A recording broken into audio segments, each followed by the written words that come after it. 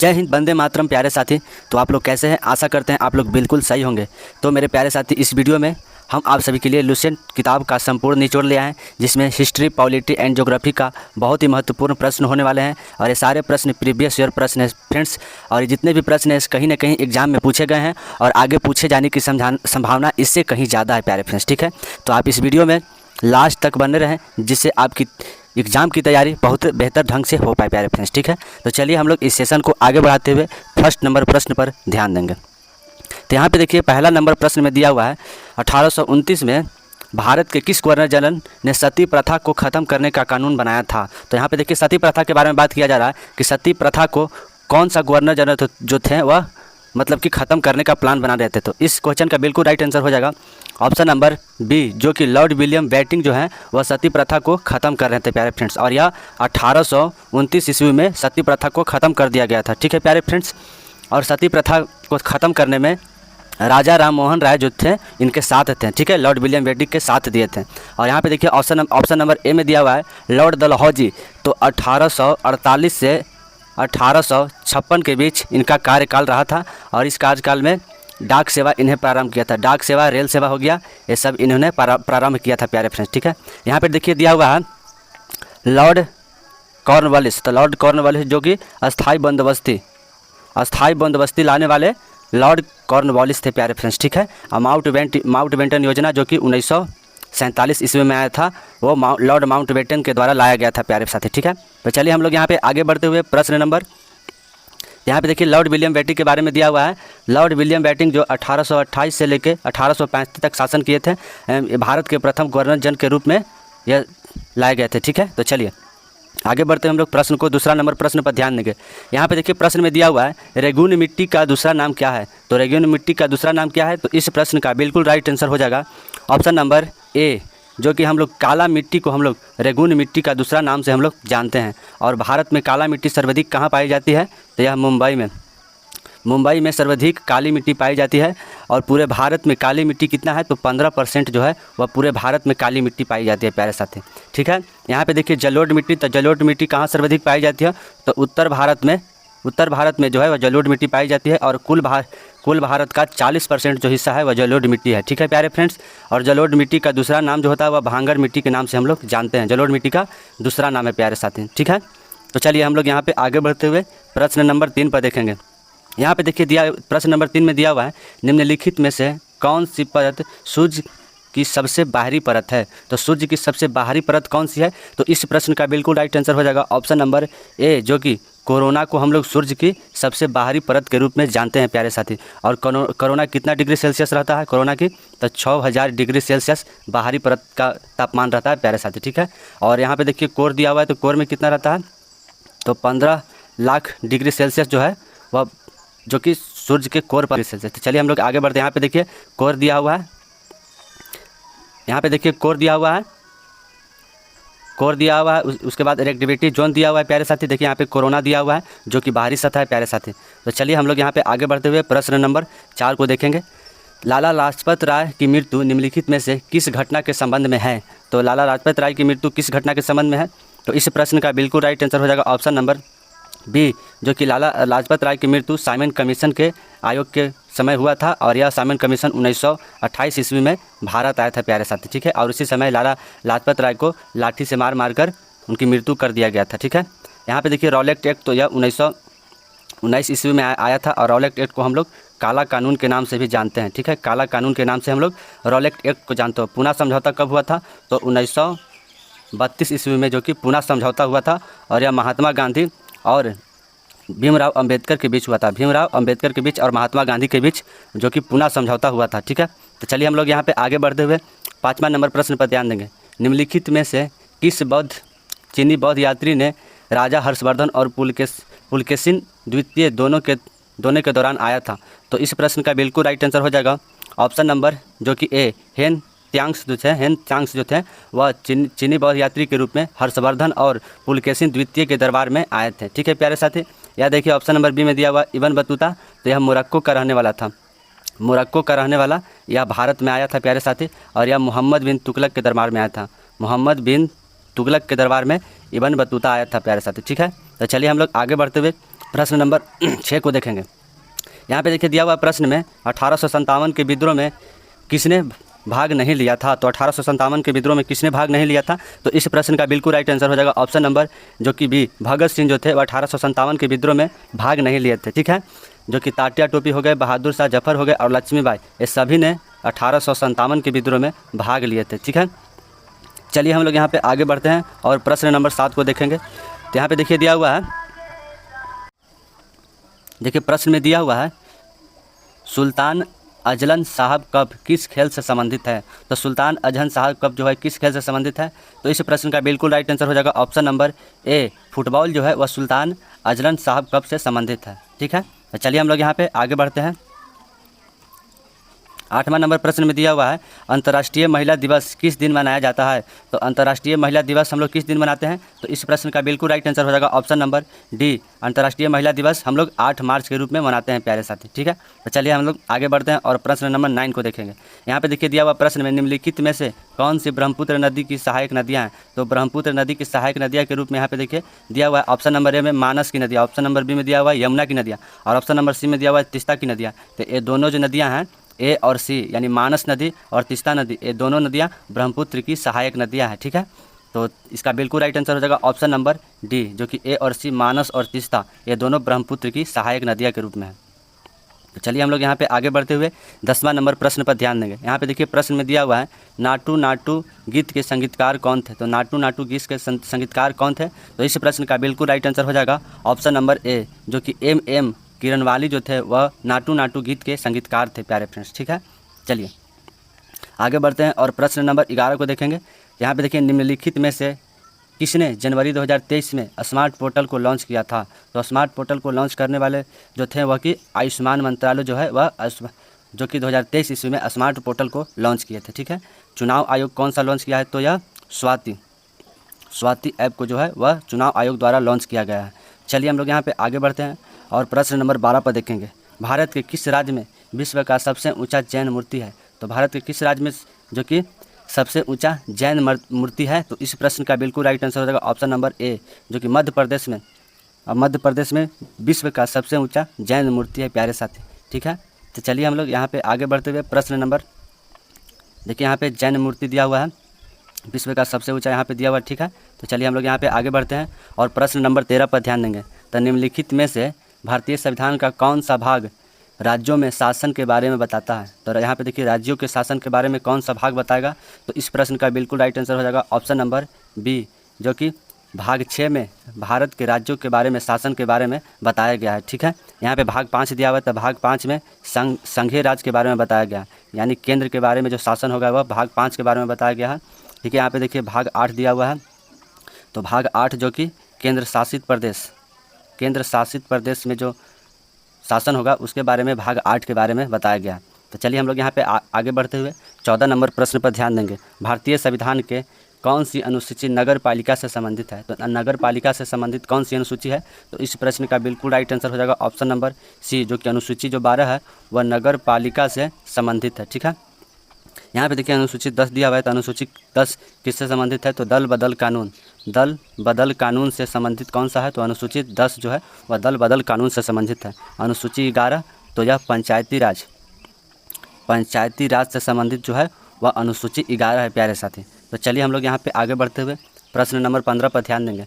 यहाँ पे देखिए प्रश्न नंबर 15 में दिया हुआ है ब्रह्मोस मिसाइल को निर्माण करने में भारत को किसने जो है साथ दिया था। तो ब्रह्मोस मिसाइल को निर्माण करने में कौन सा देश जो है वह भारत को साथ दिया था, इस प्रश्न का बिल्कुल राइट आंसर हो जाएगा ऑप्शन नंबर सी, जो कि रूस जो है वह ब्रह्मोस मिसाइल को निर्माण करने में भारत का साथ दिया था प्यारे साथी। ठीक है, रूस की जो कि करेंसी क्या है, तो रूबल है, रूस की करेंसी रूबल है प्यारे साथी।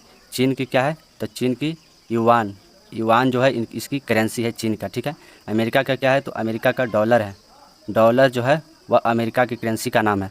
तो चलिए आगे बढ़ते हुए प्रश्न नंबर हम लोग यहाँ पे 16 को देखेंगे।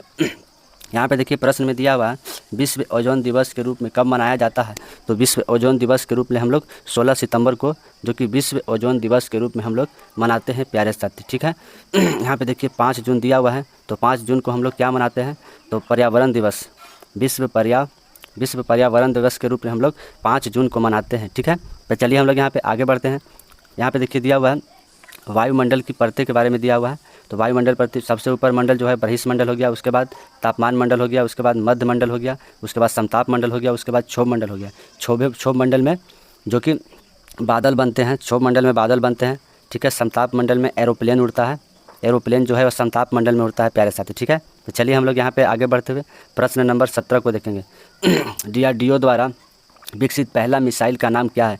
तो डीआरडीओ द्वारा जो है, डीआरडीओ द्वारा पहला विकसित मिसाइल का नाम क्या है? तो इस प्रश्न का बिल्कुल राइट आंसर हो जाएगा ऑप्शन नंबर ए, जो कि पृथ्वी जो है वह डीआरडीओ द्वारा पहला विकसित मिसाइल है प्यारे साथी, ठीक है। चलिए हम लोग आगे बढ़ते हैं। यहाँ पे समर देखिए दिया हुआ है, तो यह एयर टू एयर मिसाइल है। एयर टू एयर मिसाइल कौन सा है भारत में? तो समर है। चलिए अब हम लोग यहाँ पे आगे बढ़ते हुए 18 नंबर प्रश्न पर ध्यान देंगे।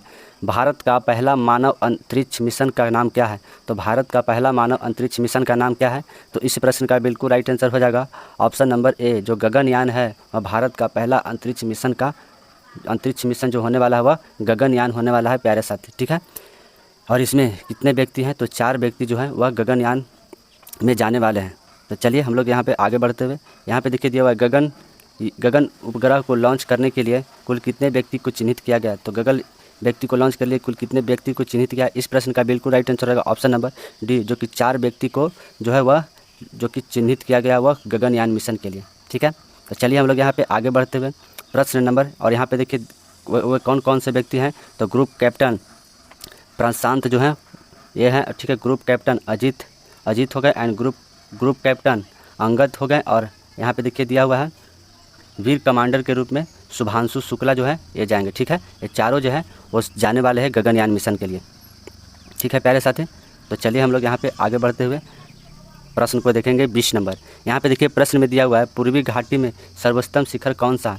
तो पूर्वी घाटी में सर्वोत्तम शिखर जो कि महेंद्रगिरी जो चोटी है वह पूर्वी घाटी का सर्वोत्तम शिखर के रूप में जाना जाता है प्यारे साथी, ठीक है। यहाँ पे देखिए ऑप्शन नंबर जो कि सी में दिया हुआ है डोडा बेटा। तो डोडा बेटा जो कि पश्चिमी घाटी का सर्वोत्तम शिखर के रूप में डोडा बेटा को जाना जाता है। और यहाँ पे देखिए दिया हुआ ऑप्शन नंबर बी में अनामू डा चोटी। तो अनामू का जो चोटी है यह दक्षिण भारत में सर्वोत्तम शिखर के रूप में जाना जाता है, ठीक है। चलिए हम लोग यहाँ पे आगे बढ़ते हुए प्रश्न नंबर 21 को देखेंगे। विश्व का सबसे बड़ा डेल्टा बनाने वाली नदी कौन सी है? तो विश्व का सबसे बड़ा डेल्टा बनाने वाली नदी जो कि गंगा और ब्रह्मपुत्र जो है वह विश्व का डेल्टा बनाने वाली सबसे बड़ी नदी है। और ब्रह्मपुत्र नदी जो कि मांजुली द्वीप बनाता है, मांजुली द्वीप के रूप में ब्रह्मपुत्र नदी बनाता है, और ब्रह्मपुत्र नदी असम में है, ठीक है। असम में जो ब्रह्मपुत्र नदी है और यह असम में ही मांजुली द्वीप का निर्माण किया जाता है, ठीक है प्यारे साथी। गंगा, चलिए हम लोग यहाँ पे आगे बढ़ते हैं और प्रश्न नंबर 22 को देखेंगे। केटू पर्वत का दूसरा नाम क्या है? तो यहाँ पे देखिए केटू पर्वत के बारे में बात किया जा रहा है, इसका दूसरा नाम क्या है? तो इस प्रश्न का बिल्कुल राइट आंसर हो जाएगा ऑप्शन नंबर ए, जो कि माउंट गार्डविन ऑरेस्टन जो है वह केटू पर्वत का दूसरा नाम है, ठीक है। चलिए हम लोग यहाँ पे आगे बढ़ते हुए प्रश्न नंबर 23 को देखेंगे। देखिए प्रश्न नंबर 23 में दिया है वायु के सापेक्षिक आर्द्रता को मापने के लिए कौन सा उपकरण का प्रयोग किया जाता है? तो वायु के सापेक्षिक आर्द्रता को हम लोग मापते हैं जो कि हाइग्रोमीटर से मापते हैं, ठीक है प्यारे साथी। तो इस प्रश्न का बिल्कुल राइट आंसर हो जाएगा ऑप्शन नंबर ए, जो हाइग्रोमीटर है इससे हम लोग वायु के सापेक्षिक आर्द्रता को मापते हैं, ठीक है। बैरोमीटर से हम लोग क्या मापते हैं? तो बैरोमीटर जो कि हम लोग तूफान को माप सकते हैं, तूफान को माप सकते हैं, ठीक है। यहाँ पे देखिए चलिए हम लोग आगे बढ़ते हैं और प्रश्न नंबर 24 पर ध्यान देंगे। तो यहाँ पे देखिए प्रश्न नंबर 24 में दिया हुआ है पाषाण काल के लोगों का सबसे बड़ा आविष्कार क्या था? तो पाषाण काल के लोगों का सबसे बड़ा आविष्कार जो कि अग्नि था, ठीक है। और इस प्रश्न का बिल्कुल राइट आंसर बी हो जाएगा, ठीक है। तो चलिए हम लोग यहाँ पे आगे बढ़ते हैं और प्रश्न नंबर 25 को देखेंगे। निम्नलिखित में से कौन सा ग्रह सूर्य के चारों ओर एक चक्कर के लिए अधिकतम समय लगाता है? तो अधिकतम समय इस ऑप्शन के अनुसार जो कि ऑप्शन नंबर सी हो जाएगा इस प्रश्न का बिल्कुल राइट आंसर। जो बृहस्पति है वह सूर्य के चारों ओर चक्कर लगाने में कितना लगाता है? तो 12 वर्ष जो है वह सूर्य के चक्कर लगाने में लगा देता है, ठीक है। पृथ्वी कितना लगाता है? तो आप लोग जानते हैं इसे 365 दिन। मंगल कितना लगाता है? तो 635 के करीब दिन लगाता है प्यारे फ्रेंड्स, ठीक है। बुध कितना लगाता है? तो यह 88 डे जो कि सूर्य के चारों ओर चक्कर लगाने में लगाता है, ठीक है। चलिए हम लोग यहाँ पे आगे बढ़ते हैं। यहाँ पे देखिए दिया हुआ है बृहस्पति जो कि सबसे बड़ा ग्रह है, ठीक है। उसके बाद मार्स आ गया, उसके बाद अर्थ हो गया, वेनस हो गया, इसके बाद मरकरी हो गया, मरकरी बुध हो गया, उसके बाद फिर यहाँ पे देखिए शनि हो गया, शनि, उसके बाद अरुण, उसके बाद वरुण हो गया प्यारे साथी, ठीक है। तो चलिए हम लोग यहाँ पे आगे बढ़ते हुए प्रश्न नंबर आगे यहाँ पे 26 नंबर प्रश्न पर देखेंगे, तुजुक ए बाबरी किस भाषा में लिखा गया था? तो तुजुक ए बाबरी जो कि ऑप्शन नंबर ए हो जाएगा, या तुजुक ए बाबरी जो कि तुर्क भाषा में लिखा गया है। और यह तुजुक ए बाबरी यह किसके बारे में लिखा गया है? तो यह जो कि बाबर की आत्मकथा है, बाबर की आत्मकथा है, तुजुक ए बाबरी में लिखा गया है प्यारे साथी। ठीक है, तो चलिए हम लोग यहाँ पे आगे बढ़ते हैं और प्रश्न नंबर 27 को देखेंगे। चंद्रयान 3 को कब लॉन्च किया गया था? तो चंद्रयान 3 को जो कि इस प्रश्न का बिल्कुल राइट आंसर हो जाएगा ऑप्शन नंबर ए, जो कि 14 जुलाई को चंद्रयान 3 को लॉन्च किया गया था प्यारे साथी। और चंद्रयान 3 लैंड कब किया था चंद्रमा के स्थल पर? तो यह 23 अगस्त 2023 को जो है वह चंद्रयान 3 मून की सतह पर लैंड किया था। ठीक है, और यह भारत का जो कि उस समय बहुत ही अच्छा था। ठीक है, तो चलिए हम लोग यहाँ पे आगे बढ़ते हुए प्रश्न नंबर 28 को यहाँ पे देखिए दिया हुआ है, चंद्रयान 3 जो कि उस समय लॉन्च हो रहा था श्रीहरिकोटा से चंद्रयान 3 को लॉन्च किया गया था। ठीक है, तो चलिए हम लोग यहाँ पे आगे बढ़ते हुए प्रश्न नंबर 28 को देखेंगे। विश्व का एकमात्र तैरता हुआ राष्ट्रीय उद्यान कौन सा है? तो विश्व का एकमात्र तैरता हुआ राष्ट्रीय उद्यान कौन सा है? तो इस प्रश्न का बिल्कुल राइट आंसर हो जाएगा ऑप्शन नंबर जो कि B, Keibul Lamjao national park जो है वह विश्व का तैरता हुआ नेशनल पार्क के रूप में है प्यारे साथी। ठीक है, यहाँ पे देखिए पंचमटी अभ्यारण्य कहाँ है? तो यह मध्य प्रदेश में एमपी में है, एमपी में पंचवटी अभ्यारण्य है। ठीक है, यहाँ पे देखिए दिया हुआ है सुंदरवन राष्ट्रीय उद्यान, तो यह वेस्ट बंगाल में है, वेस्ट बंगाल यानी पश्चिम बंगाल में जो है वह ठीक है सुंदरवन राष्ट्रीय उद्यान है। तो चलिए हम लोग यहाँ पे आगे बढ़ते हुए प्रश्न नंबर 29 को देखेंगे। 2011 की जनगणना के अनुसार नगरीय क्षेत्र का जनसंख्या कितना प्रतिशत है? तो यहाँ पे देखिए नगरीय क्षेत्र के बारे में बात किया जा रहा है कि जनसंख्या प्रतिशत कितना है 2011 के जनगणना के अनुसार।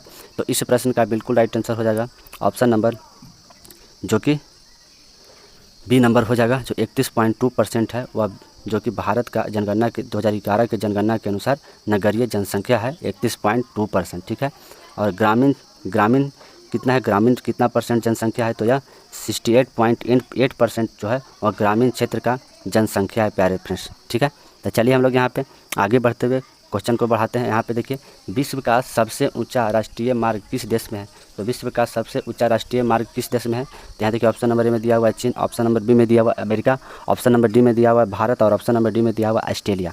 तो इस प्रश्न का बिल्कुल राइट आंसर हो जाएगा ऑप्शन नंबर बी, जो कि विश्व का सबसे ऊंचा सड़क मार्ग जो है वह भारत में है प्यारे साथी। और यह किस केंद्र शासित प्रदेश में है? तो यह लद्दाख में है। कहाँ? लद्दाख में जो है वह विश्व का सबसे बड़ा सड़क मार्ग के रूप में है और यह भारत में पड़ता है। ठीक है, तो चलिए यहाँ पे देखिए अमेरिका का जो राजधानी है वहाँ कौन सा है? तो वाशिंगटन जो है अमेरिका की राजधानी है प्यारे साथी। ठीक है, चलिए हम लोग यहाँ पे आगे बढ़ते हुए प्रश्न नंबर यहाँ पे देखिए दिया हुआ है जो बना हुआ है रोड उसके बारे में दिया हुआ है। चलिए हम लोग यहाँ पे आगे बढ़ते हुए प्रश्न नंबर 31 को देखेंगे। नाथुला दर्रा किस राज्य में है? तो नाथुला दर्रा जो है वो इस प्रश्न का बिल्कुल राइट आंसर हो जाएगा ऑप्शन नंबर बी, जो कि नाथुला दर्रा सिक्किम में है प्यारे साथी।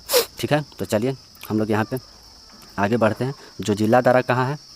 जोजिला दर्रा जो कि जम्मू कश्मीर में जोजिला दर्रा है प्यारे साथी। चलिए हम लोग यहाँ पे आगे बढ़ते हुए 32 नंबर प्रश्न पर ध्यान देंगे। निम्नलिखित में से कौन दक्षिण कोरिया का मुद्रा है? तो यहाँ पे देखिए दक्षिण कोरिया की मुद्रा के बारे में बात किया जा रहा है कि यहाँ पे कौन है। तो इस प्रश्न का बिल्कुल राइट आंसर हो जाएगा ऑप्शन नंबर ए, जो कि दक्षिण कोरिया की मुद्रा जो है वो वॉन है प्यारे साथी। ठीक है, रियाल कहाँ का मुद्रा है? तो यह रियाल जो है वह सऊदी अरब की मुद्रा जो है वह रियाल है प्यारे साथी। पाउंड कहाँ का है? तो पाउंड जो है वह ब्रिटेन का है, ब्रिटेन का जो है वह पाउंड है मुद्रा। ठीक है, चलिए हम लोग यहाँ पे आगे बढ़ते हुए प्रश्न नंबर जो कि 33 पर ध्यान देंगे। सर्वोच्च न्यायालय के मुख्य न्यायाधीश को कौन नियुक्त करता है? तो सर्वोच्च न्यायालय के मुख्य न्यायाधीश को कौन नियुक्त करेगा? तो इस प्रश्न का बिल्कुल राइट आंसर हो जाएगा ऑप्शन नंबर जो कि सी, राष्ट्रपति जो है वह सर्वोच्च न्यायालय के मुख्य न्यायाधीश को नियुक्त करते हैं। सर्वोच्च न्यायालय कितने अनुच्छेद में आता है? तो 124 अनुच्छेद के तहत सर्वोच्च न्यायालय के बारे में चर्चा है। महान्यायवादी को कौन नियुक्त करता है? तो यह राष्ट्रपति जो है वह महान्यायवादी को ही नियुक्त करते हैं। और महान्यायवादी कितने अनुच्छेद के तहत आता है? तो यह 76 अनुच्छेद के तहत महान्यायवादी की चर्चा है। ठीक है, तो चलिए हम लोग यहाँ पे आगे बढ़ते हुए प्रश्न नंबर 34 पर ध्यान देंगे। बिहार में राज्यसभा में सदस्यों की संख्या कितनी है? तो बिहार में राज्यसभा में कुल सदस्यों की संख्या कितनी है? तो इस प्रश्न का बिल्कुल राइट आंसर हो जाएगा ऑप्शन नंबर सी, जो कि राज्यसभा में जो कि सदस्यों की संख्या कितनी है बिहार में, तो 16 है प्यारे साथी। ठीक है, सर्वाधिक किस राज्य में है, तो सर्वाधिक उत्तर प्रदेश में राज्यसभा की संख्या सर्वाधिक उत्तर प्रदेश में है, जो कि कितनी है, तो यह 31 है। ठीक है, चलिए हम लोग यहाँ पे आगे बढ़ते हुए प्रश्न नंबर 35 पर ध्यान देंगे। यहाँ पे देखिए प्रश्न नंबर 35 में दिया हुआ है, निम्नलिखित में से राज्यपाल के पद के लिए कितनी उम्र अनिवार्य है। तो राज्यपाल राज्यसभा पद को ग्रहण करने के लिए कितनी उम्र जो है वह अनिवार्य है। तो इस प्रश्न का बिल्कुल राइट आंसर हो जाएगा ऑप्शन नंबर जो कि सी, जो ऑप्शन नंबर ए जो 30 वर्ष है, और राज्यसभा के पद के लिए 30 वर्ष उम्र अनिवार्य रहता है। ठीक है, और इसमें पागल और दीवाने नहीं होना चाहिए, पागल ये सब नहीं होना चाहिए, तो आप राज्यसभा के उम्मीदवार बन सकते हैं। ठीक है, यहाँ पे देखिए दिया हुआ है 35 वर्ष, तो यह राष्ट्रपति के लिए जो है वह उम्र की आवश्यकता होती है 35 वर्ष प्यारे साथी। यहाँ पे 25 वर्ष दिया हुआ है, तो यहाँ लोकसभा का चुनाव लड़ने के लिए 25 ईयर जो कि उम्र चाहिए, और प्रधानमंत्री भी बन सकता है, प्रधानमंत्री के लिए भी 25 ईयर ज़रूरी है। चलिए हम लोग यहाँ पे आगे बढ़ते हैं और प्रश्न नंबर जो कि देखेंगे युवाओं का सदन किस सदन को कहा जाता है।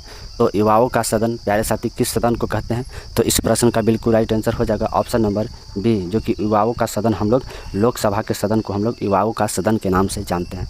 अब वृद्धों का सदन जो कि हम लोग राज्यसभा के बारे में जानते हैं, वृद्ध का सदन के रूप में हम लोग जो कि राज्यसभा के रूप में जानेंगे। ठीक है, और लोकसभा को हम लोग और क्या कह सकते हैं, तो लोकसभा को हम लोग जो कि इसे हम लोग 81 अनुच्छेद के तहत पढ़ते हैं, और राज्यसभा को हम लोग 80 अनुच्छेद के तहत जो कि हम लोग राज्यसभा के बारे में चर्चा किया गया है। चलिए हम लोग यहाँ पे देखिए दिया हुआ प्रश्न में 37 नंबर, भारतीय संविधान में किस अनुच्छेद के तहत राज्य का नाम बदला जा सकता है।